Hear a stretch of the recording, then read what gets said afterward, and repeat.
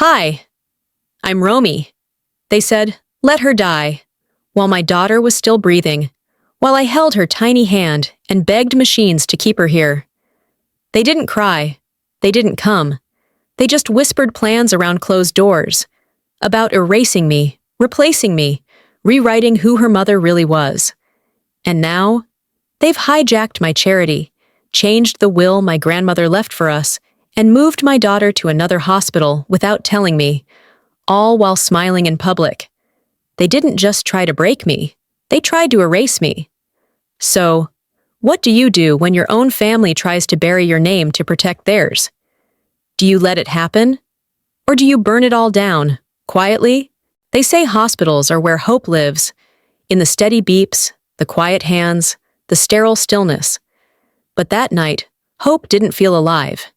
It felt like it was on life support, fighting with everything it had left. I hadn't slept in 29 hours. The chair beside my daughter's ICU bed had molded itself to my shape, the cheap cushion pressing into my lower back like a reminder that I was human, still painfully awake. Odessa's small frame lay still beneath the thin white sheet. Her chest rose and fell in the slow rhythm the machines commanded. Wires clung to her skin like vines. The plastic mask fogged with every labored breath. She looked so much smaller than 6. I whispered to her through the hums and beeps. "You're still here, baby. I'm not going anywhere." My voice cracked, but I didn't let it break. Not yet. My phone buzzed. Not a text, a call. I stared at the screen. Vera Ward. For a beat, I hesitated. Then I answered. "Hello?" There was no greeting, just Vera's voice, sharp as ever. "Are you still being dramatic?" I froze. My hand tightened around the edge of the seat. In the background, I heard Clive, my husband, my ex, say something I'll never forget. "Let her die. It'll spare us all." I didn't scream, didn't respond. I hung up, slowly, deliberately. My hand trembled. But my face didn't move. It wasn't what they said that hurt the most. It was the way they said it, like discussing the weather, or canceling a lunch plan. Casual cruelty, served cold. I stared at the monitor blinking by Odessa's head. I reached out, brushing a curl away from her cheek. They always said I was too emotional, too attached, too much. Maybe I was. But I was also the only one sitting there. "If you're still fighting," I whispered, "so am I." I wasn't sure she could hear me, but I needed to say it anyway. The nurse who'd been on night shift poked her head in. Young, maybe 25. Nervous eyes, but a soft smile. "There's a delivery for you," she said gently. They left it at the nurse's station. I stood, careful not to bump Odessa's IV. My legs tingled from the stiffness. I followed her out. It was a wreath. White lilies, roses, tied with satin ribbon. Elegant, expensive. The card clipped to the bow read, "Rest in peace, sweetheart. Love, Grandma Vera." The nurse looked horrified. "Is this?"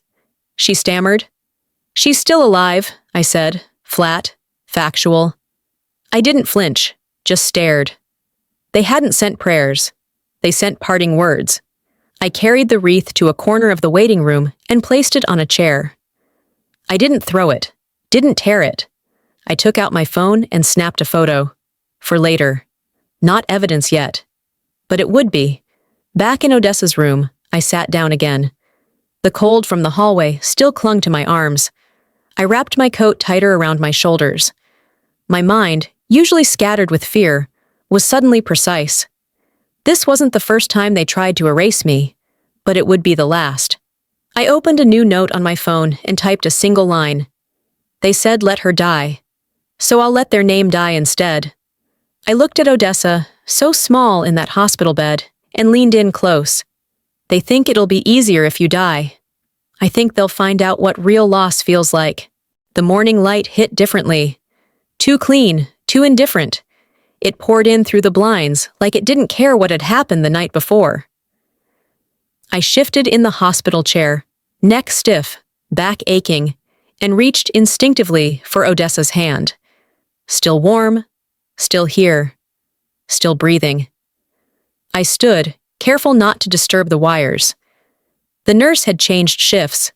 Different face, same worried smile. She offered me a paper cup of lukewarm coffee. I nodded and walked toward the hallway, needing air more than caffeine. I was gone 10 minutes, maybe 11, that was all. When I returned to the ICU, a woman I didn't recognize stood in front of the double doors. Uniformed, tablet in hand. She held it up as I approached, not unfriendly, but firm. "Sorry, ma'am, I need to check clearance for this wing." "I'm her mother," I said without thinking, pointing toward the room behind her. She blinked, looked down at the screen. "Your name?" "Romy Ward." Her eyes scanned. Then she paused. I'm sorry, but you're not listed as a legal guardian." My breath caught somewhere between a laugh and a gasp. "There must be a mistake. I've been here every day." She turned the screen toward me. "This was updated early this morning." The names on the file glared back at me. Clive Ward, Vera Ward. "Are you sure?" She nodded, softening. "I'm just following the record. I can call someone if you—" "No," I cut in. "It's fine." It wasn't.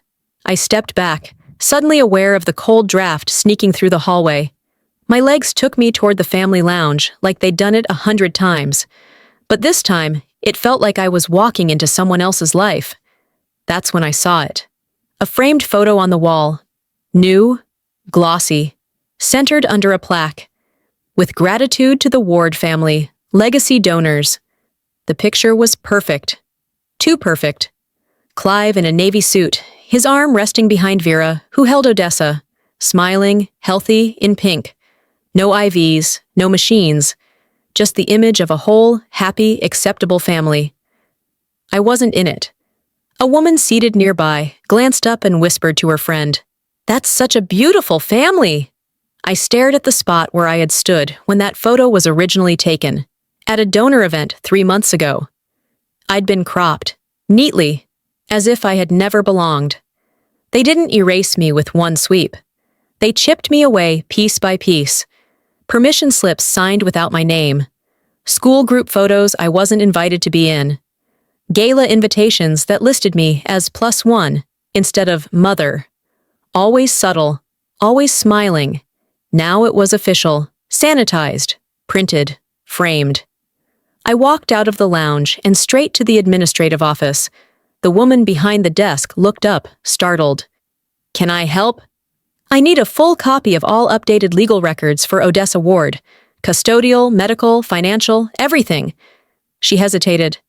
"Are you requesting as—" I gave her the tightest smile I could manage. "As the person who's been here every single day." She tapped keys. I pulled out my phone and began a new note. If they were building their story, I was writing mine too. Only mine would have timestamps, names, files, screenshots. They could call me dramatic. I'd settle for thorough. I took the manila envelope she handed me without a word and walked back toward the ICU. I didn't ask to be let in this time. I just stood outside the door, watching my daughter through the glass. And I made myself a promise. I wasn't just locked out of a room, I was being erased. And I don't plan to vanish quietly. When I closed the door behind me that night, the silence in my apartment wasn't just quiet. It was hollow. Like stepping into a museum exhibit of someone else's life. The air smelled faintly of microwave leftovers I never ate, and the overhead light hummed like it was the only thing alive in the place.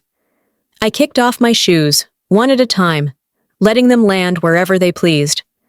My coat slipped from my shoulders to the floor, but I didn't bother picking it up. The sofa looked the same as it had 2 nights ago, untouched, and the blanket I brought home from the hospital was still folded the way the nurse handed it to me. No calls, no texts, nothing from Clive, nothing from Vera, not even an accidental emoji. I sank into the edge of the bed and opened the drawer of my nightstand, half searching for a copy of Odessa's allergy profile. What I found instead stopped me cold. It was an envelope, labeled in my own handwriting, "In case I give up." I held it for a long time before I opened it. The paper inside was crumpled, as if it had lived too long in the dark. I recognized the handwriting instantly. Still mine, but shakier, like it was written by someone underwater. It was a letter I'd written to myself 4 years ago during the black hole of postpartum depression. I had been invisible even then, smiling at pediatric appointments while sobbing in the car, cooking organic meals while wondering if anyone would miss me if I just stopped showing up. But this letter, it wasn't a goodbye. It was a warning, a promise. If anyone ever tries to erase the fact that I'm her mother, I swear I'll make myself unforgettable. I didn't cry. I folded the letter carefully, smoothed it against my thigh, and slipped it into the front pocket of my purse. That vow wasn't buried. It was waiting. I opened my laptop and typed Ward Family Donor List into the hospital's foundation site. The page loaded with shiny faces, formal language, and donor rankings. There it was, the project I had personally funded, the Pediatric Respiratory Wing. Beneath the glossy photo were the words, "Donated in full by the Ward Family Foundation, Clive and Vera Ward." I blinked. Hit refresh. Still there. I clicked through the page's history, my heart pounding with every click. No mention of me. Not even once. I called the hospital's foundation line.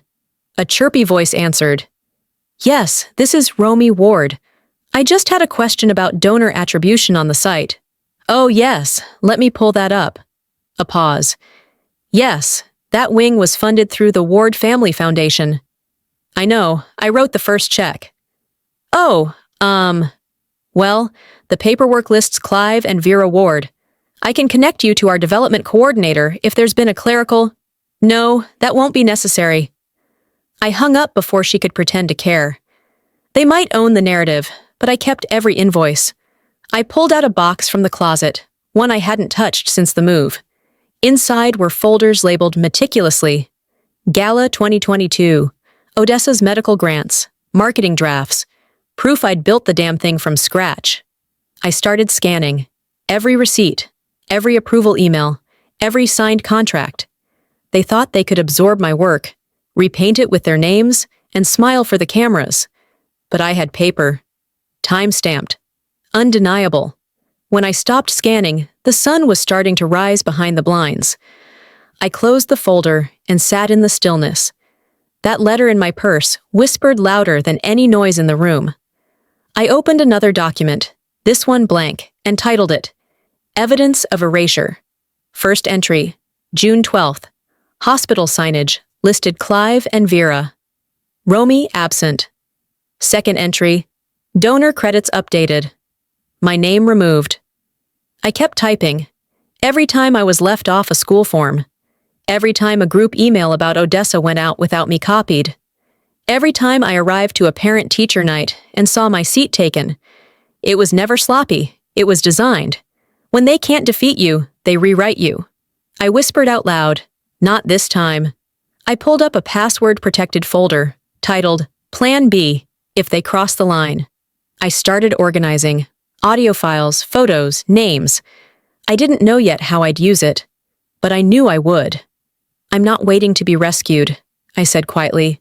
"I'm rescuing the truth." One by one, I uploaded the files to a legal vault I'd created months ago, back when I still thought maybe I was overreacting. As the final upload bar turned green, I whispered what I hadn't allowed myself to say in years. I didn't just read that letter. I exhaled. I became it. The invitation came like a slap with a velvet glove. Soft wording, sharp intent. "We'd love for you to assist with coordination," the email read. No greeting, no context. Just the assumption that I'd fall in line. The Dolores Legacy Gala was Vera's playground, a place where power dressed itself up in charity. Every year, she shook hands with city officials, smiled for local press, and waved from the podium like she was anointed rather than appointed. And every year, I had stood behind the scenes, organizing silently, applauding politely. This year, I showed up on my own terms. I wore black, not out of mourning, but strategy. Sharp neckline, no jewelry, low bun.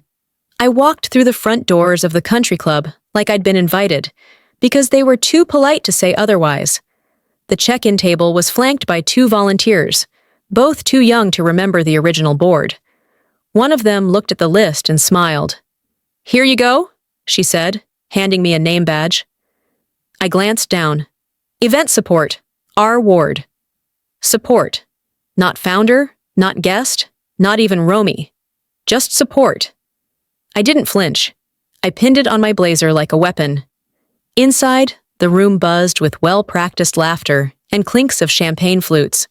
White tablecloths, flickering votives, menus printed in gold foil. I kept to the perimeter, unnoticed, like they hoped I would be. A man from the Parks Committee passed me with a puzzled nod. I smiled. 2 women looked at me, then at each other, whispering. One said, "She's always around. Doesn't she do the decor or something?" Then came Leora, polished as ever, wearing a silk wrap the color of money. She spotted me, and her eyes lit up, not with welcome, but recognition of an easy target. "Oh," she said, as if surprised. "I didn't know you were working tonight." I tilted my head. "Neither did I." She blinked, then chuckled awkwardly, and drifted toward the buffet. I didn't follow, I just watched. The program was distributed table to table. I picked one up, flipped through it quickly. No mention of me, not even a footnote, just paragraphs about the Ward family's unwavering commitment to pediatric care. Clive's name was highlighted in bold. Vera's bio took up half a page. The lights dimmed. A voice came over the mic. "Please welcome the woman behind tonight's incredible progress, Mrs. Vera Ward." Applause filled the room. Vera walked up slowly, like royalty on a balcony.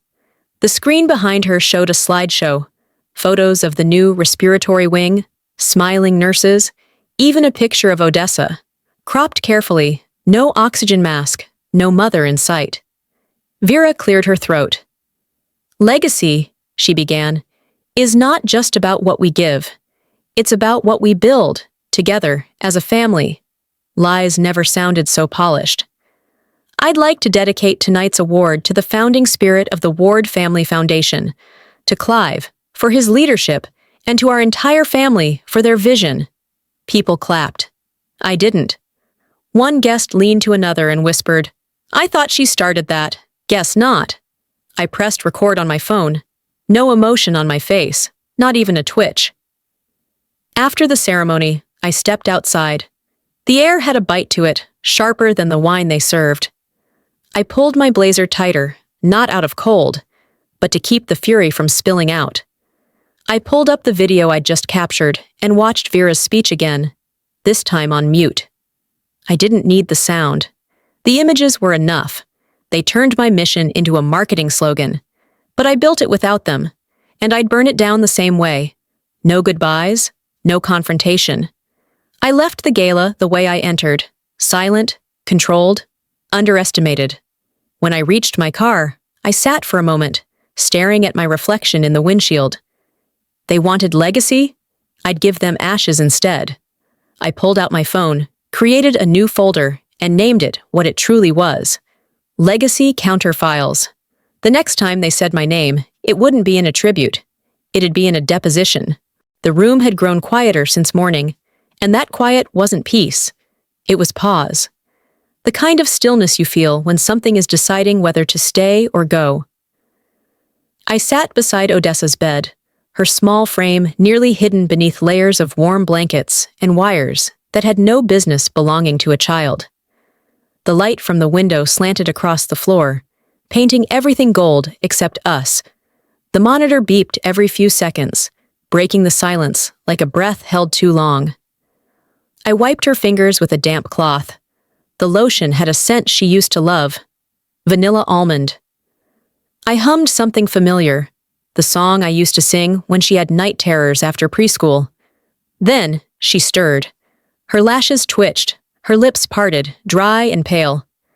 I leaned in close. Her voice was barely a whisper. Daddy said, "You're too dramatic, too weak." I didn't breathe. She blinked slowly. "Is that true?" There's a kind of pain that doesn't let you scream. It freezes you in place, makes your lungs forget how to work. That's what it felt like, frozen grief. I swallowed it whole. "No, baby," I said, brushing hair from her forehead. "I'm here. I never left. I never will." She nodded barely. It only took 6 words to tell me what they'd been doing behind my back. 6.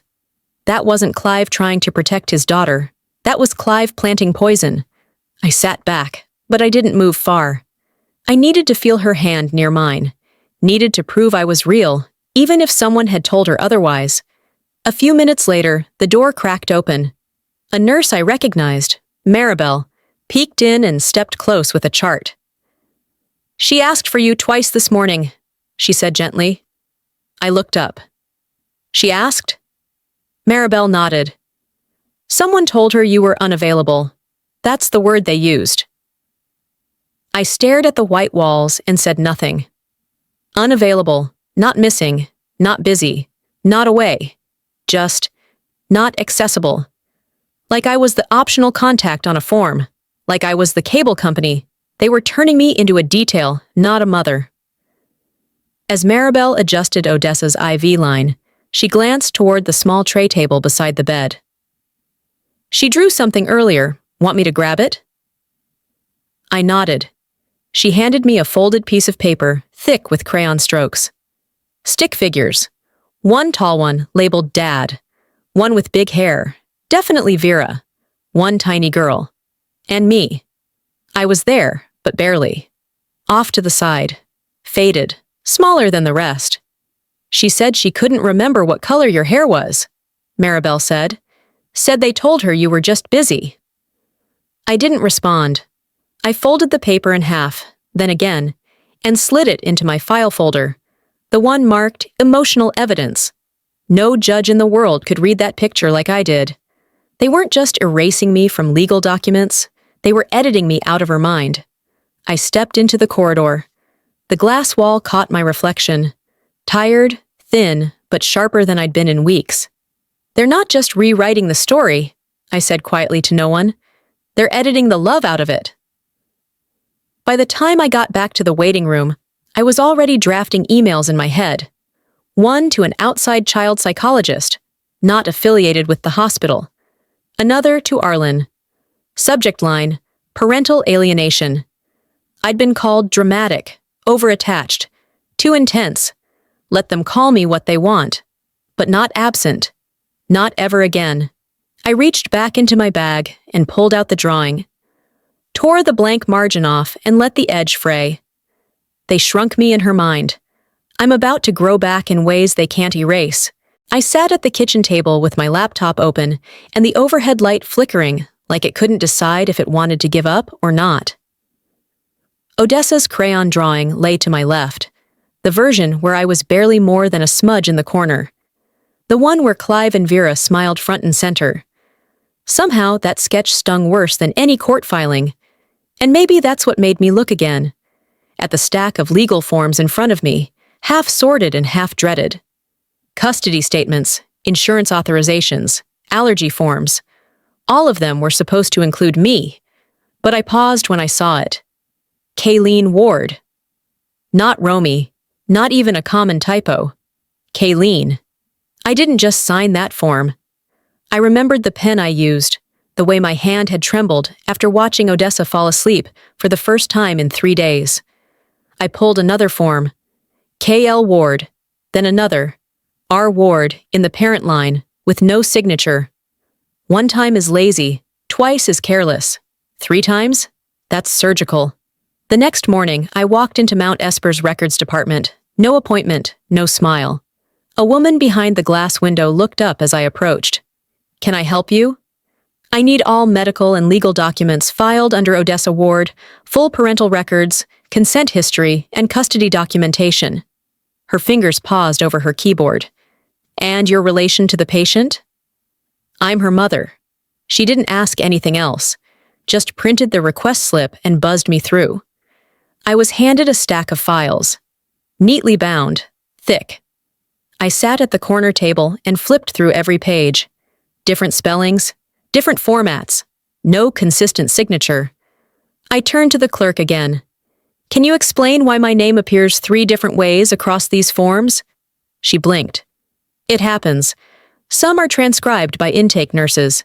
Some autofill from previous records. Does that affect legal validity? She hesitated. Technically, yes. If the name doesn't match ID exactly, it can be challenged. I nodded. Great. Then I need notarized correction forms on every one of these, today. She shifted. That takes time. You've already taken mine. She started typing. By the time I got home that evening, the exhaustion wasn't physical. It was cellular. But I knew I wasn't done. There was one document I hadn't checked in a while. I opened the lockbox beneath my bed, pulled out a manila folder with my grandmother's initials on it. Inside, the original trust document she'd created before she passed. It was supposed to secure Odessa's future. I unfolded the copy I had. My name was there, but so was Vera's, listed as co-trustee. I froze. That wasn't right. I had read this will before, studied it, cried over it. There was no mention of Vera. I grabbed my laptop, typed in the name of my grandmother's old lawyer. The firm's site had changed, but the phone number was the same. Can I speak with someone regarding an estate file for Margaret Lee, dated 3 years ago? The assistant was polite. Too polite. Let me pull that for you. 5 minutes later, she returned. Ma'am, we don't have any record of Vera Ward being listed on the trust. The original file only named one trustee, Romy Ward. I swallowed. Are you certain? We are, and no amendments were filed through our office. There it was. They'd tampered with it. They didn't just cross my name out of photos or files. They rewrote legacy documents meant for my child. I ended the call and sat back, staring at the ceiling like it might break open and give me answers. Then I stood, walked to my desk, and began scanning. Every page, both versions, the one I had signed, and the one someone had slipped into hospital files. When the uploads were done, I opened my legal archive folder. Then I called Arlen. I need to talk to you now, I said. They forged something, and I can prove it. He didn't speak right away. Then, in a voice that didn't carry comfort, only clarity, he said, Then we're not just restoring custody. I could hear his breath steadying. We're going to dismantle them. It started with a call from the nurse's desk. Routine tone, but something was off in the phrasing. Ms. Ward, there's a meeting scheduled for tomorrow morning in the East Conference Wing. It's a family wellness review, requested by Mrs. Vera Ward. I didn't need a second to translate the real meaning behind those words. Another maneuver, another angle. I thanked her, hung up, and opened the voice recorder app on my phone. The next morning, I arrived 15 minutes early, but I didn't walk in right away. I waited just outside the frosted glass door, out of view but within earshot. Their voices weren't hushed. They weren't even cautious. She's not stable, Vera said, calm as if she were discussing the weather. She cries in the hallway. The staff sees it. It reflects poorly. She's a liability. Liability. That word hung in the air like a bad smell. Clive's voice followed, colder than I remembered. We can't let her sabotage everything. She was always temporary. I didn't flinch. I pressed the record button and let it run. When I finally opened the door and walked in, they both turned in unison. Vera's eyes did that quick scan, like she was calculating what I had heard. Clive looked at the table, avoiding mine altogether. I didn't speak. I sat down slowly, placed my phone face down in front of me, and smiled once, thin and sharp. I didn't need their validation. I had what I needed. That afternoon, I had an appointment at Dr. Whalen's office, Odessa's new child psychologist, someone not connected to the hospital's tangled web. I brought along Odessa's journal drawings and 2 nurse-written updates. The receptionist greeted me, paused when she saw my name, then glanced toward the back room. Dr. Whalen's not available just yet, she said, but this might be something you should see. She handed me a thin file. The name on it was mine, but the handwriting wasn't. It was a request for evaluation, written by Clive. Please document any signs of instability. This will support guardianship restructuring. He had filed it behind my back, requesting a psychological profile be done on me through a clinic I had chosen for my daughter. I stared at the page until my fingers hurt from holding it. I stood. "Do you have a copy machine?" I asked. She blinked. "Yes." "I'd like this scanned, please, and a subpoena request filed. I'll need this admissible." I signed the paper without shaking. They weren't trying to paint me unstable. They were manufacturing instability. I called Arlen on the drive home. "They filed for a mental wellness petition. I have the request," in his handwriting. He let out a low breath. "We're not in family drama anymore, Romy. This is strategic character assassination." I didn't respond. I was already pulling into my parking spot, already opening my laptop. I created a new folder. Title: Character Rebuild. Inside it, I began storing everything. Nurse updates, parent portal logins, timestamped texts showing my presence, my advocacy, my consistency. They could argue over feelings. I would show facts. That night, I made a spreadsheet. Every hour spent at the hospital, every appointment scheduled, every call made. My side wasn't loud, but it was documented. Arlen called just before midnight. They filed again, emergency petition, this time for full guardianship. I stared at my screen. Then, at the silent stack of files I'd scanned, every line backed by proof. I didn't say much, just one line. "Then it's time I show them what I've been saving." The navy suit I wore that morning wasn't about fashion, it was armor. My hair was pulled back tight, not for style, but to keep every strand out of my face so they could see my eyes when I looked them in theirs. As I stepped into the marble lobby of the Charleston family court, it didn't feel like I was walking into a building. It felt like I was stepping onto a battlefield, not with swords or fists, but with files, timelines, voices, and truths. I carried a slim folder. Inside it was the original will, the one with my name and mine alone. I'd stared at it so many times in the last week, I could have recited every clause. It was more than paper. It was restoration. I found Arlen already inside the courtroom, seated calmly, glasses perched on the bridge of his nose. He gave me a nod, not reassuring, not nervous, just ready. Across the aisle sat Vera, a tailored suit in champagne beige, her hair styled as if this was a luncheon, not a legal hearing. She didn't look at me. Clive sat beside her, staring down at the table like he didn't belong there. Maybe, somewhere deep down, he knew he didn't. Their lawyer stood first. Tall. Poised. She addressed the judge with an air of prepackaged concern. "Your Honor, we are requesting full guardianship based on the mother's emotional volatility, her erratic behavior at the hospital, and lack of cooperative conduct." She handed over a few sheets, quotes from nurses, secondhand interpretations, character summaries designed to sting but not stick. The judge didn't blink, just nodded. Then Arlen stood.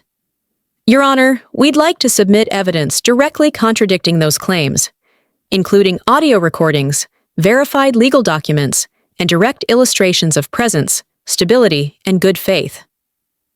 The judge motioned for him to proceed. Arlen walked with a quiet steadiness as he handed the bailiff our packet. He started with the audio, Vera and Clive, their voices clear, unedited. "She's a liability to the hospital's image. She was always temporary." You could feel the temperature shift in the room.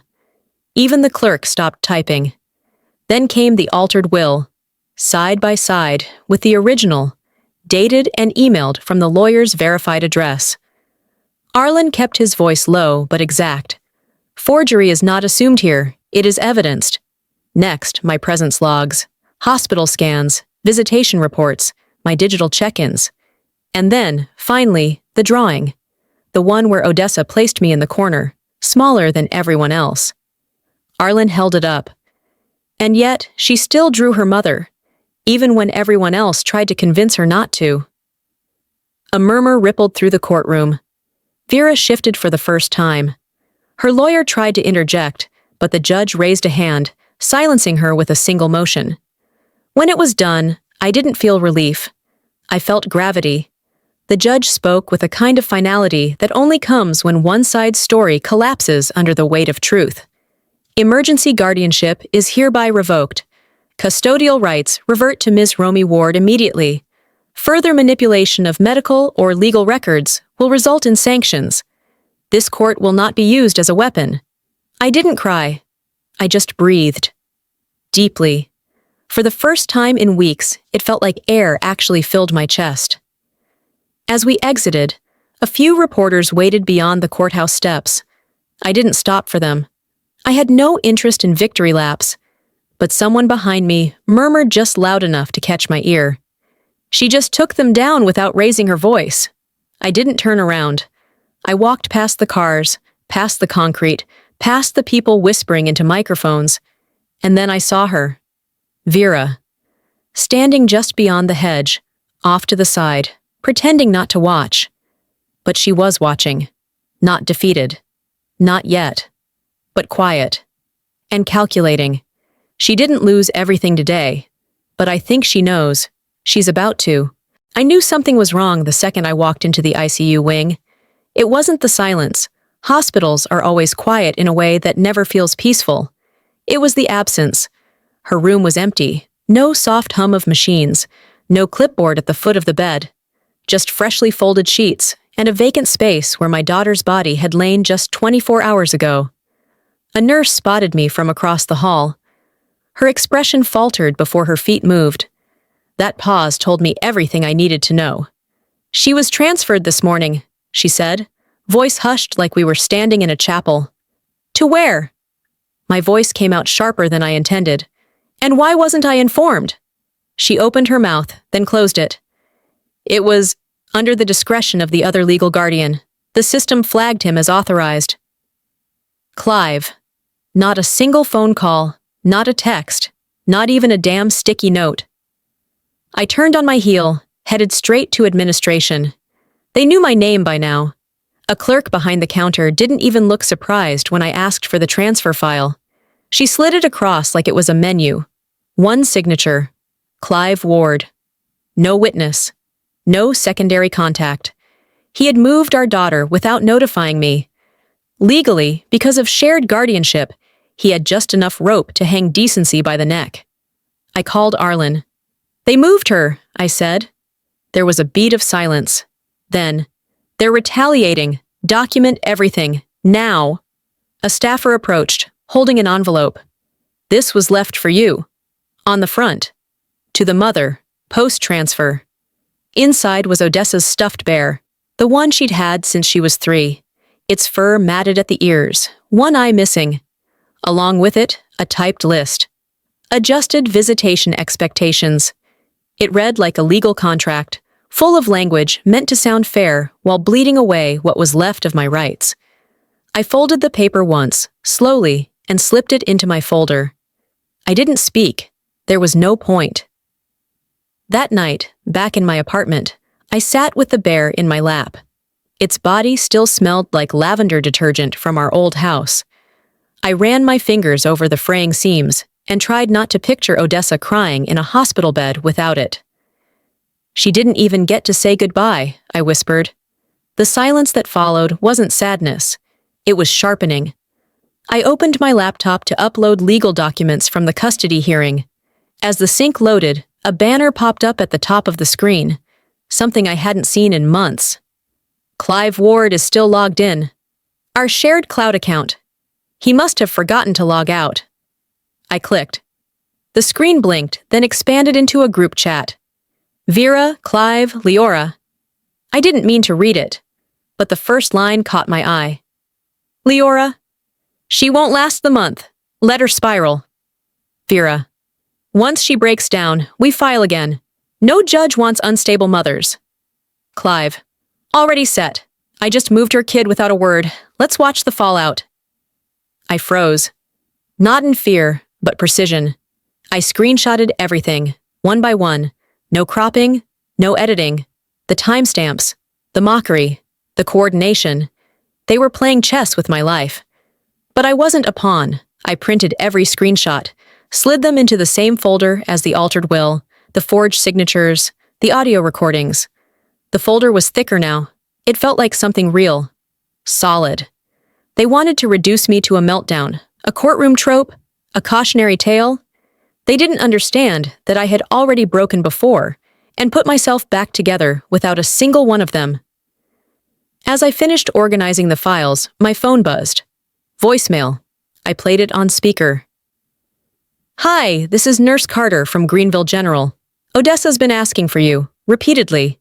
She's not sleeping much. We just thought you should know." I didn't hesitate.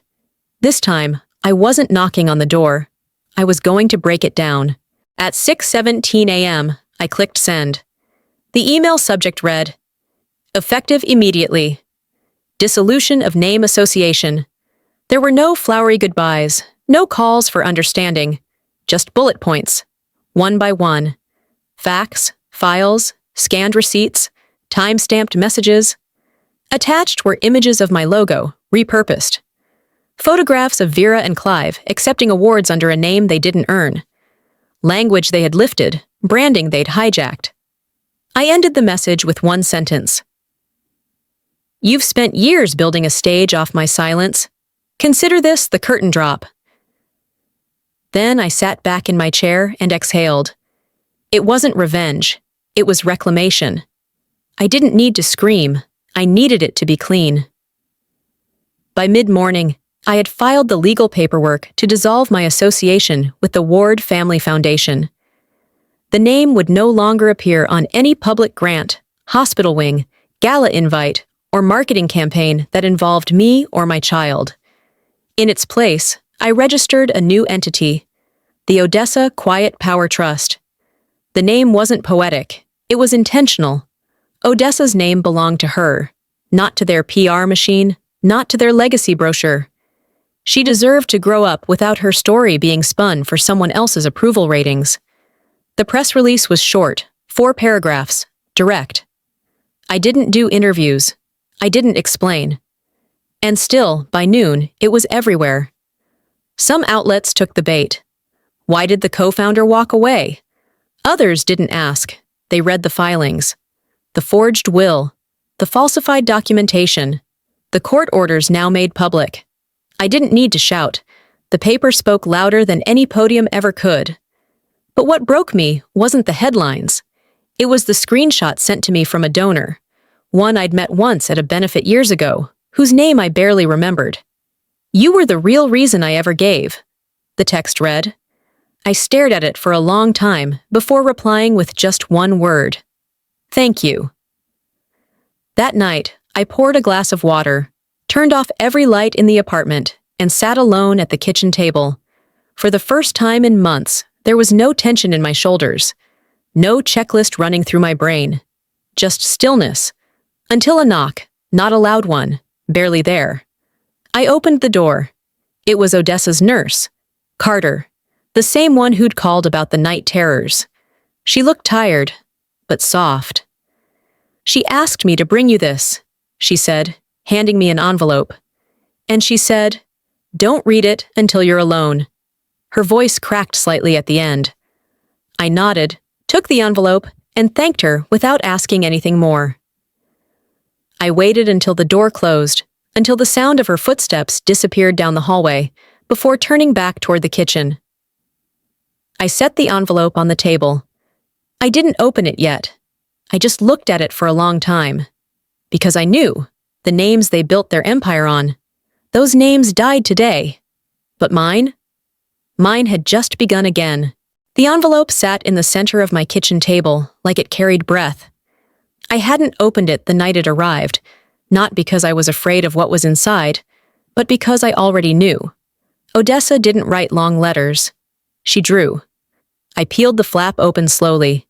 Inside, folded in uneven corners, was a piece of construction paper soft from handling.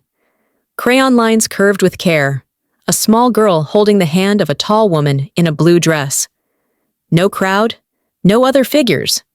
Just the two of us, smiling. At the bottom, in crooked letters, "I remember. Mommy always stayed." I pressed my hand flat over the page, my fingers covering hers in the drawing. Not to cry, just to be still, to let myself feel what I'd nearly lost, and what they could never steal. By mid-morning, I had packed a small bag. No calls, no text, no permissions requested. I walked through the front doors of Mount Esper's new pediatric wing like I belonged, because I did. Carter met me in the hallway, nodded once, and opened the door to Odessa's room without saying a word. She lay half awake, her arm curled toward her side. The moment she heard my steps, her head turned. She didn't speak. She just reached out, eyes not fully open, hand groping the air like she knew I'd be there. And I was. I crossed the room, sat beside her, and placed the quilt I brought over her legs. The same one she used when she had her first fever at 3, the one with the stitched stars and faded edges. She clutched it immediately. She didn't ask why I came. She didn't need to. We stayed like that for hours. No words, no explanations, just presence. Children don't need paperwork to remember who loves them. They don't need court orders to trust a voice. They only need to feel who stays when everyone else disappears. A doctor walked past the door and looked in. Our eyes met for a second. He nodded once, respectfully, before moving on. Later that afternoon, I sat down with Odessa's psychologist. We met privately, away from the noise and fluorescent lights. He opened with a gentle smile. Her anxiety dropped within 15 minutes of your arrival. I nodded. She's eating again, he added, and resting. It wasn't the meds. It was you. I leaned back in my chair. So maybe I wasn't the unstable one after all. He didn't reply. He didn't need to. As I left the hospital that evening, the sun cast a long shadow down the steps. For once, I didn't feel small under it. I felt returned, seen. At the front desk, a receptionist stood and handed me a thick envelope. It's marked from legal counsel, she said softly. Vera Ward. I took it without reacting. Not because I wasn't angry, but because I was finally done reacting on their timeline. As I stepped outside, I tucked the envelope into my bag without opening it. They lost the child. Now they were coming for the brand, and I was no longer playing defense. The envelope from Vera had been sitting on my counter for 3 days, unopened, but not unread. I knew what was inside before I ever touched it. I didn't need to see the language to feel the threat it carried. But tonight, I opened it anyway.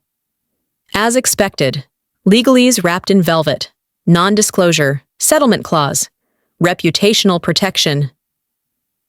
In exchange for silence, a check with more zeros than their guilt could ever justify.